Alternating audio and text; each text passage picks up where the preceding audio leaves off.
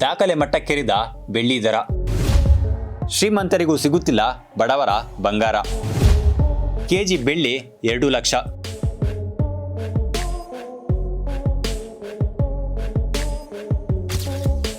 ರಾಜ್ಯ ರಾಜಧಾನಿಯಲ್ಲಿ ಬೆಳ್ಳಿ ದರವು ಹಿಂದೆಂದೂ ಕಾಣದ ಮಟ್ಟಕ್ಕೆ ಏರಿಕೆಯಾಗಿದ್ದು, ಮಾರುಕಟ್ಟೆಯಲ್ಲಿ ಬೆಳ್ಳಿ ಗಟ್ಟಿಗಳ ತೀವ್ರ ಕೊರತೆ ಸೃಷ್ಟಿಯಾಗಿದೆ. ಬಡವರ ಬಂಗಾರ ಎಂದೇ ಕರೆಯಲ್ಪಡುವ ಬೆಳ್ಳಿಯು ಇದೀಗ ಶ್ರೀಮಂತರಿಗೂ ಸಿಗದ ವಸ್ತುವಾಗಿದೆ. ನಗರದ ಪ್ರತಿಷ್ಠಿತ ಆಭರಣ ಮಳಿಗೆಗಳು ಹಾಗೂ ಬ್ಯಾಂಕ್ಗಳಲ್ಲಿ ಬೆಳ್ಳಿ ಗಟ್ಟಿಗಳ ದಾಸ್ತಾನು ಸಂಪೂರ್ಣವಾಗಿ ಖಾಲಿಯಾಗಿದೆ. ಬೆಳ್ಳಿ ಗಟ್ಟಿಗಳನ್ನು ಖರೀದಿಸಲು ಶೋರೂಮ್ಗಳಿಗೆ ಭೇಟಿ ನೀಡುವ ಗ್ರಾಹಕರಿಗೆ ದಾಸ್ತಾನು ಲಭ್ಯವಿಲ್ಲ ಎಂಬ ಉತ್ತರ ಸಿಗುತ್ತಿದೆ. ಇದರಿಂದಾಗಿ ಹೂಡಿಕೆದಾರರು ಹಾಗೂ ಸಾಮಾನ್ಯ ಗ್ರಾಹಕರು ನಿರಾಸೆಯಿಂದ ವಾಪಸ್ಸಾಗುತ್ತಿದ್ದಾರೆ.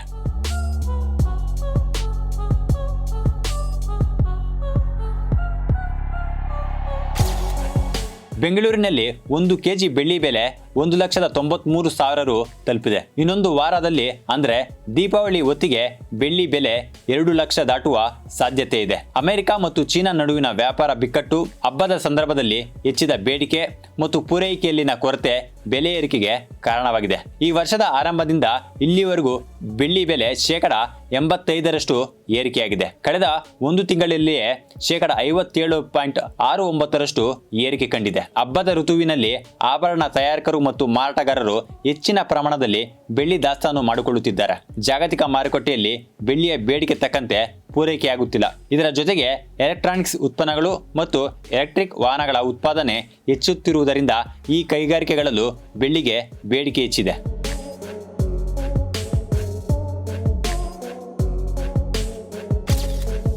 ಈ ಎಲ್ಲ ಕಾರಣಗಳಿಂದ ಬೆಳ್ಳಿ ಬೆಲೆ ರಾಕೆಟ್ ವೇಗದಲ್ಲಿ ಏರುತ್ತಿದೆ. ವಿಶ್ವದ ಅತಿ ಹೆಚ್ಚು ಮಾರಾಟವಾಗುವ ಪುಸ್ತಕಗಳಲ್ಲಿ ಒಂದಾದ ರಿಚ್ ಡ್ಯಾಡ್ ಪೂರ್ ಡ್ಯಾಡ್ ಪುಸ್ತಕದ ಲೇಖಕ ರಾಬರ್ಟ್ ಕಿಯೋಸಕಿ ಅವರು ಹಣಕಾಸು ನಿರ್ವಹಣೆ ಕುರಿತು ಮಾಹಿತಿ ಹಂಚಿಕೊಳ್ಳುತ್ತಲೇ ಇರುತ್ತಾರೆ. ಇದೀಗ ಮತ್ತೊಮ್ಮೆ ಜಾಗತಿಕ ಆರ್ಥಿಕ ಕುಸಿತದ ಬಗ್ಗೆ ಎಚ್ಚರಿಕೆ ನೀಡಿದ್ದಾರೆ. ಜಾಗತಿಕ ಆರ್ಥಿಕತೆಯಲ್ಲಿ ಇತಿಹಾಸದಲ್ಲೇ ಅತಿ ದೊಡ್ಡ ಕುಸಿತ ಸಂಭವಿಸಲಿದೆ ಎಂದು ನಾನು ಮೊದಲೇ ಊಹಿಸಿದ್ದೆ ಎಂದು ರಾಬರ್ಟ್ ಕಿಯೋಸಿ ಇತ್ತೀಚೆಗಷ್ಟೇ ಎಕ್ಸ್ ಒಂದರಲ್ಲಿ ಪೋಸ್ಟ್ ಮಾಡಿದ್ದರು. ಕಿಯೋಸಕಿ ಅವರ ಅಂದಾಜಿನ ಪ್ರಕಾರ ಈ ವರ್ಷ ಷೇರು ಮಾರುಕಟ್ಟೆಗಳು ಭಾರಿ ನಷ್ಟ ಅನುಭವಿಸುವ ಸಾಧ್ಯತೆ ಇದೆ. ಷೇರು ಮಾರುಕಟ್ಟೆಗಳು ನೆಲಕಚ್ಚುವ ಜೊತೆಗೆ ಬೆಳ್ಳಿ ದರಗಳು ಮತ್ತಷ್ಟು ಗಗನಕ್ಕೇರಲಿವೆ ಎಂದು ಭವಿಷ್ಯ ನುಡಿದಿದ್ದಾರೆ. ಭಾರತವು ಲಂಡನ್ನಿಂದ ಹೆಚ್ಚಿನ ಪ್ರಮಾಣದಲ್ಲಿ ಬೆಳ್ಳಿಯನ್ನು ಆಮದು ಮಾಡಿಕೊಳ್ಳುತ್ತದೆ. ಜಾಗತಿಕವಾಗಿ ಬೆಳ್ಳಿಯ ಬೇಡಿಕೆ ಹೆಚ್ಚುತ್ತಿರುವುದರಿಂದ ಲಂಡನ್ನಲ್ಲಿ ಬೆಳ್ಳಿಯ ದಾಸ್ತಾನು ಕಡಿಮೆಯಾಗುತ್ತಿದೆ. ಬೆಳ್ಳಿಯ ಜಾಗತಿಕ ಉತ್ಪಾದನೆಯ ಸುಮಾರು 25,000 ಟನ್ ಇದೆ. ಮೆಕ್ಸಿಕೋ ಅತಿ ಹೆಚ್ಚು ಬೆಳ್ಳಿ ಉತ್ಪಾದಿಸುವ ದೇಶವಾಗಿದೆ. ಅದರ ನಂತರ ಚೀನಾ ಮತ್ತು ಪೆರು ದೇಶಗಳು ಸ್ಥಾನ ಪಡೆದಿವೆ. ಬೊಲಾವಿಯಾ ಮತ್ತು ಚಿಲಿ ದೇಶಗಳಲ್ಲೂ ಬೆಳ್ಳಿ ಉತ್ಪಾದನೆ ಹೆಚ್ಚಿದೆ. ಆದರೂ ಜಾಗತಿಕ ಮಾರುಕಟ್ಟೆಗೆ ಬೆಳ್ಳಿಯ ಪೂರೈಕೆಯಲ್ಲಿ ಕೊರತೆ ಇದೆ.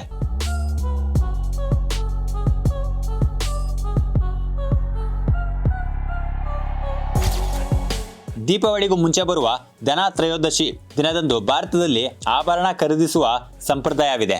ಈ ದಿನ ಚಿನ್ನ, ಬೆಳ್ಳಿ, ವಜ್ರ ಮೊದಲಾದ ಆಭರಣಗಳನ್ನು ಖರೀದಿಸಿದರೆ ಸಂಪತ್ತು ವೃದ್ಧಿಯಾಗುತ್ತದೆ ಎಂಬ ನಂಬಿಕೆ ಇದೆ.